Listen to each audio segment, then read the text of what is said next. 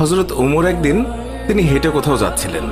কিছু দূর যাওয়ার পরেই দেখলেন এক বৃদ্ধা কি যেন বিড়বিড় করছে। হযরত ওমর তার কাছে গেলেন, তার খোঁজ খবর নিলেন, জিজ্ঞাসা করলেন, আচ্ছা বুড়িমা, খলিফা ওমর সম্পর্কে তোমার ধারণা কি? বুড়ি হযরত ওমরকে আগে কখনো দেখেনি, তাই তাকে সে চিনতে পারেনি। বুড়ি হযরত ওমরের কথা শুনে কিছুটা বিরক্ত হলো, বলল, ওমর টোমর দিয়ে আমি কি করব? আমার কি এমন ঠেকা পড়লো যে আমার তার খবর নিতে হবে? নিজের চিন্তায় বাঁচি না। বুড়ির কথাই ছিল রাগ আর অসন্তোষের ছাপ। হযরত ওমর আবার তাকে জিজ্ঞাসা করলেন, বুড়িমা, ওমরের উপর তোমার এত রাগ কেন? বুড়ি চেঁচিয়ে জবাব দেয়, রাগ হবে না কেন? এই যে সে খলিফা হয়েছে, তো আমায় কি একটা পয়সাও দিয়েছে? নাকি কোনোদিন আমার খোঁজ খবর নিয়েছে যে আমি কি হালতে আছি? ও মানুষ না। হযরত ওমর বুড়ির কথা শুনে বড়ই চিন্তিত হলেন। ঠিকই তো, আমি তো তার তেমন খোঁজ খবর নিতে পারিনি। তিনি কিছুটা নরম হয়ে বুড়িকে আবার জিজ্ঞাসা করলেন, আচ্ছা, তুমি কি অবস্থায় আছো ওমর কি করে জানবে? তুমি গিয়ে ওমরকে সব জানিয়ে আসলেই তো পারতে। বুড়ি জবাব দেয়, কেন? আমি জানাতে যাব কেন? ওমরই তো আমিরুল মুমিনিন, সেই তো সবার খোঁজ খবর নেবে, আর এই জন্যই রাষ্ট্রের দায়িত্ব গ্রহণ করেছে। রুক্ষ ভাষায় বৃদ্ধা জবাব দিল। হযরত ওমর শান্তভাবে আবারও বললেন, আচ্ছা, ওমর খলিফা হওয়ার পর তুমি যে কষ্ট পেয়েছ, সেই কষ্টের বিনিময়ে তুমি কত টাকা পেলে ওমরকে মাফ করে দেবে? বৃদ্ধার সাথে এইসব কথা চলছে। এমন সময় হযরত আলী এবং আব্দুল্লাহ ইবনে মাসউদ রাদিয়াল্লাহু তাআলা আনহু তারা এসে হাজির হলেন। তারা হয়তো কোথাও যাচ্ছিলেন। এসে সালাম দিলেন, আসসালামু আলাইকুম ইয়া আমিরুল মুমিনিন। আগন্তুক দুই ব্যক্তির মুখে আমিরুল মুমিনিন শব্দ শুনে বৃদ্ধা তাজ্জব হয়ে গেল। সে ভয়ে কাঁপতে লাগলো আর ভাবতে লাগলো যে ওমরের সামনে তাকে এত গালমন্দ করেছে। দারুণ অনুতপ্ত হলো বুড়ি। হযরত ওমর বৃদ্ধাকে সান্ত্বনা দিলেন আর বৃদ্ধার হাতে 25টি স্বর্ণ মুদ্রা দিয়ে বললেন, বুড়িমা, তুমি এই চামড়ায় লিখে দাও যে কিয়ামতের দিন ওমরের কাছে আমার কোনো দাবি নেই। বৃদ্ধা তখন তাই করল। চামড়ার উপরে তা লিখে দিল বৃদ্ধা, আর হযরত আলী রাদিয়াল্লাহু তাআলা আনহু সাক্ষী হিসেবে তার উপরে দস্তখত করলেন। হযরত ওমর রাদিয়াল্লাহু তাআলা আনহু মুহাম্মদুর রাসূলুল্লাহ সাল্লাল্লাহু আলাইহি ওয়াসাল্লামকে অনুসরণ করে তালি লাগানো জামা পরতেন।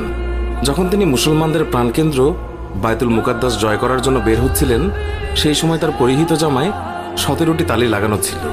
যখন তিনি তালিযুক্ত জামা পরিহিত অবস্থায় জেরুজালেমের উদ্দেশ্যে রওনা হয়েছিলেন, সাহাবাদের মধ্যে থেকে কেউ একজন হযরত আলী রাদিয়াল্লাহু তাআলা আনহুকে বললেন, ইয়া আলী, হযরত ওমর রাদিয়াল্লাহু তাআলা আনহুকে বলুন অন্তত আজকের দিনে তালিযুক্ত কাপড় খুলে একটু ভালো কাপড় পরিধান করার জন্য, কারণ তিনি ইহুদি খ্রিস্টানদের দেশে যাচ্ছেন। তারা হয়তো আমিরুল মুমিনিনকে দেখে বিরূপ মন্তব্য করতে পারে।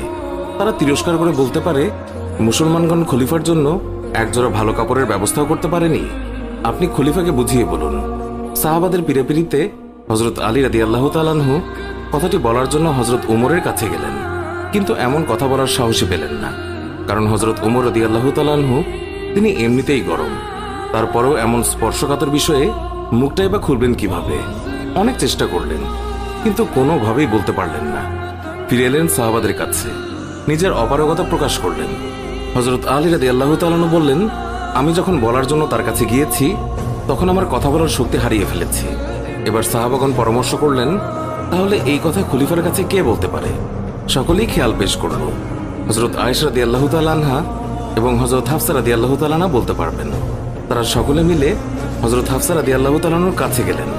হযরত হাফসা রাদিয়াল্লাহু তাআলা আনহা বললেন, আমি রাসূলুল্লাহ সাল্লাল্লাহু আলাইহি ওয়াসাল্লামের স্ত্রী এবং খলিফা ওমরের মেয়ে, কিন্তু আমার পিতাকে এই কথা বলার সাহস আমার নেই। আমি এই কথা বলতে পারবো না। হযরত আয়েশা রাদিয়াল্লাহু তাআলা আনহা বলতে পারবেন। সাহাবায়ে কেরাম হযরত আয়েশার কাছে দরখাস্ত করলেন। অতঃপর তিনি হযরত ওমর রাদিয়াল্লাহু তাআলা আনহুকে ডেকে পাঠালেন। হযরত ওমর রাদিয়াল্লাহু তাআলা আনহু হযরত আয়েশা রাদিয়াল্লাহু তাআলা আনহার পয়গাম পাওয়ার সাথে সাথেই উপস্থিত হলেন। ভারত উপমহাদেশের বিখ্যাত হাদিস বিশারদ শাহ ওয়ালিউল্লাহ মুহাদ্দিস দেহলভি একটি গ্রন্থে লিখেছেন যে হযরত ওমর রাদিয়াল্লাহু তাআলা আনহু আম্মাজান আয়েশা রাদিয়াল্লাহু তাআলা আনহার সামনে দোজানো হয়ে তিনি বসে পড়েন।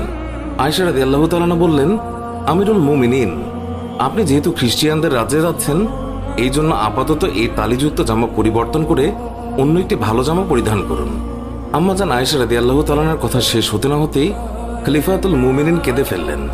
আয়েশাকে বললেন, আম্মা, আপনি কি আমাকে রাসূলুল্লাহ সাল্লাল্লাহু আলাইহি ওয়াসাল্লাম থেকে দূরে সরিয়ে রাখতে চাচ্ছেন?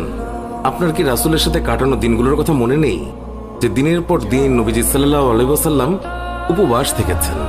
3 দিন পর্যন্ত নবীজি সাল্লাল্লাহু আলাইহি ওয়াসাল্লামের চুলায় আগুন জ্বলেনি।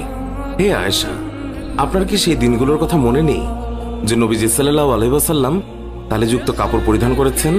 আম্মাজান, ওমর এই ছেঁড়াফাটা তালেযুক্ত পোশাক পরে যেই স্বাদ অনুভব করে তা বোঝানো সম্ভব নয়। ওমর আর অন্য কিছুতে এমন স্বাদ অনুভব করে না।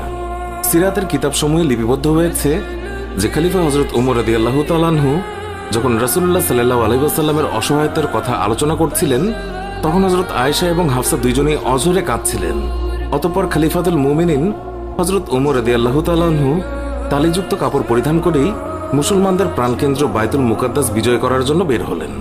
হযরত ওমর রাদিয়াল্লাহু তাআলা আনহু তিনি যখন জেরুজালেম শহরে প্রবেশের দ্বারপ্রান্তে 22 লক্ষ বর্গমাইলের বিশাল সাম্রাজ্যের খলিফার হাতে উটের রশি, উটের ওপর বসে আছে ভৃত্য, মুসলিম বাহিনীর সেনাপতি আবু উবাইদা ইবনুল জাররা রাদিয়াল্লাহু তাআলা লক্ষ্য করলেন খলিফার গায়ে অতি সাধারণ 17টি তালিযুক্ত জামা। উটের রশি ধরে টানছেন মুসলিম বিশ্বের খলিফা, আর ভৃত্য বসে আছে সেই উটের উপর। এটা দেখে রোমানরা কি মনে করবে? এইসব ভেবে তিনি বললেন, হে আমিরুল মুমিনিন, আমরা এমন এক জায়গায় আছি যেখানকার লোকেরা চাকচিক্য পছন্দ করে, মানুষের বাহ্যিক সৌন্দর্য দেখে মানুষের মর্যাদার বিচার করে। তাই আপনি যদি একটু ভালো পোশাক পরতেন তাহলে তা কতই না উত্তম হতো। হযরত ওমর রাদিয়াল্লাহু তাআলা আনহু আবু উবাইদা ইবনুল জাররার কথায় রেগে গেলেন, তার বুকে আঘাত করলেন আর বললেন, আমি তোমার পক্ষ থেকে এই কথাগুলো আশা করিনি। হযরত ওমর রাদিয়াল্লাহু তাআলা আনহু বললেন, আমি হচ্ছি সেই জাতি যাদের মহান আল্লাহ ইসলাম দ্বারা সম্মানিত করেছেন। আমরা যদি ইসলাম ছাড়া অন্য কোনো উপায়ে সম্মান খুঁজি তাহলে মহান আল্লাহ তাআলা আমাদের অসম্মানিত করবেন।